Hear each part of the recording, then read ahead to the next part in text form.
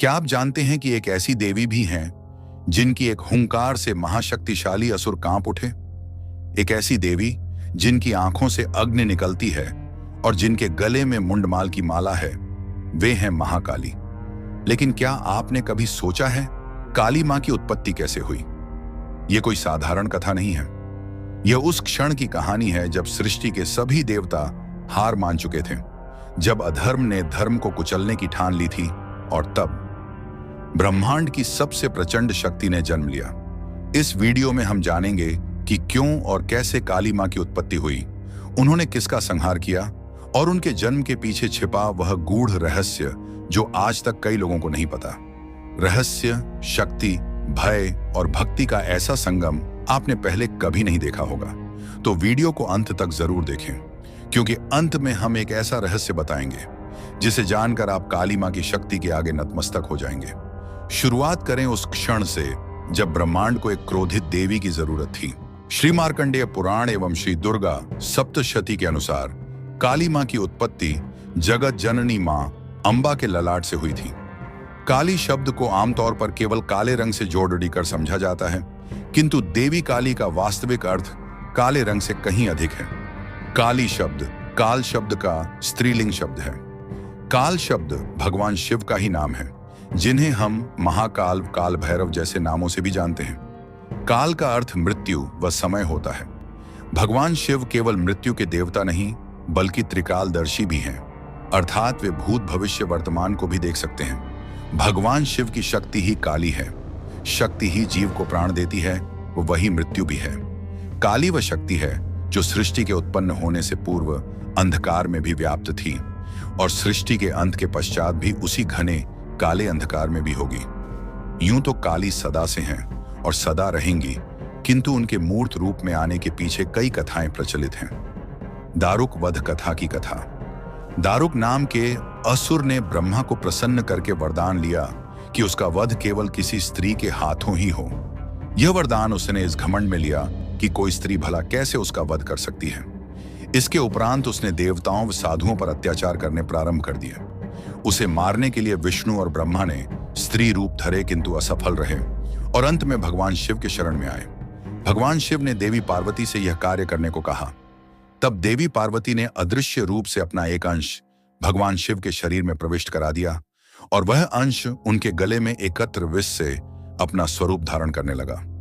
जब भगवान शिव को इसका आभास हुआ तो उन्होंने अपना तीसरा नेत्र खोल दिया, जिससे प्रचंड तेज के प्रवाह के साथ विकराल रूपधारी काली भी बाहर आई, जिनका वर्ण काला था, वह 3 नेत्र थे।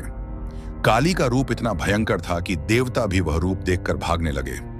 अपनी एक हुंकार मात्र से देवी काली ने दारुक व उसकी सेना का संहार कर दिया। इसके पश्चात उनके क्रोध की अग्नि में समस्त संसार जलने लगा। उनको रोकने के लिए भगवान शिव ने बालक रूप लिया। शमशान में लेटकर रोने लगे। बालक रूप धरे शिव को देखकर काली में करुणा जागृत हुई। अब उन्होंने उस बालक को अपने हृदय से लगाकर दूध पिलाना शुरू कर दिया। भगवान शिव इस प्रकार उनका सारा क्रोध पी गए, वे मां काली मूर्छित हो गई। तब भगवान शिव ने तांडव करके मां काली होश में लाए। मां काली भी उनके साथ नृत्य करने लगी, वह योगिनी भी कहलाई। चंड मुंड और रक्त बीज वध की कथा। जब देवी दुर्गा चंड मुंड नामक राक्षसों से युद्ध कर रही थी, तब वे बहुत अधिक क्रोधित हो गई और क्रोध के कारण उनका मस्तक काला पड़ने लगा। तब उनके मस्तक से काले वर्ण की व अत्यंत डरावने स्वरूप वाली काली उत्पन्न हुई। उन्होंने चंड मुंड का वध किया, वे इसीलिए चामुंडा कहलाए। इसी युद्ध में उनका सामना रक्त बीज नामक राक्षस से हुआ, जिसके रक्त की हर बूंद में उस जैसे ही अन्य राक्षस उत्पन्न करने की ताकत थी। यह देख मां काली अत्यंत क्रोधित हो गई और सभी रक्त बीजों का भक्षण करने लगी। उसके रक्त की बूंदों को एक बड़े कटोरे में एकत्र करके उसका भी रसपान करने लगी। अंत में रक्त बीज का वध करने पर भी काली का क्रोध शांत नहीं हो रहा था, जिससे समस्त सृष्टि पर संकट के बादल मंडराने लगे। अतः भगवान शिव स्वयं मां काली के मार्ग में जाकर लेट गए। जैसे ही मां काली का पैर भगवान शिव की छाती पर पड़ा तो वे झिझक कर रुक गई, क्योंकि उनके पति ही उनके चरणों के नीचे आ गए थे।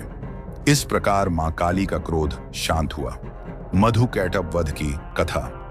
भगवान विष्णु के कान के मैल से उत्पन्न हुए दो राक्षस मधुकैटभ ब्रह्मा जी का वध करने का प्रयास करने लगे, जिन्हें रोकने का सामर्थ्य उनमें न था। सोते हुए भगवान विष्णु को जगाने के लिए ब्रह्मा जी ने योग निंद्रा की उपासना शुरू करी।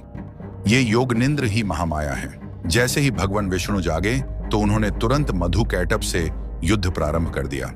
तब भगवान विष्णु की महामाया ने ही महाकाली का रूप धर के मधुकैटभ को वशीभूत किया व विष्णु ने उनका वध कर दिया। मां काली के कई रूपों की उपासना करी जाती है, जिनमें महाकाली, कालरात्रि, दक्षिण काली, दक्षिणा काली, भीम काली, भद्र काली, श्यामा काली व रक्षा काली रूप प्रसिद्ध हैं। गृहस्थ लोग वाम काली व संहार काली की उपासना नहीं करते। कई तांत्रिक साधनाओं में काली की बहुत मान्यता है। आपने अभी जिस कथा को सुना वह केवल एक पौराणिक कहानी नहीं है, यह महाशक्ति की जागृति की प्रतीक है।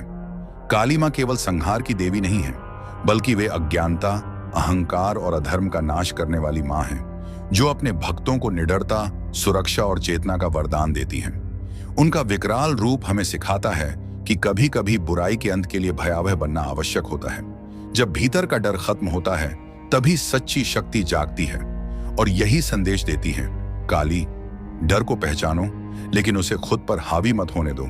यदि इस वीडियो ने आपको कुछ सोचने पर मजबूर किया, काली मां की शक्ति को महसूस कराया, तो इसे लाइक करें, अपने मित्रों के साथ साझा करें और कमेंट में जय महाकाली जरूर लिखें। हम ऐसे ही और दिव्य रहस्यों को लेकर वापस आएंगे। तब तक के लिए काली मां आपके जीवन से अंधकार मिटाएं और आपको शक्ति का अनुभव कराएं। जय महाकाली, जय महाशक्ति।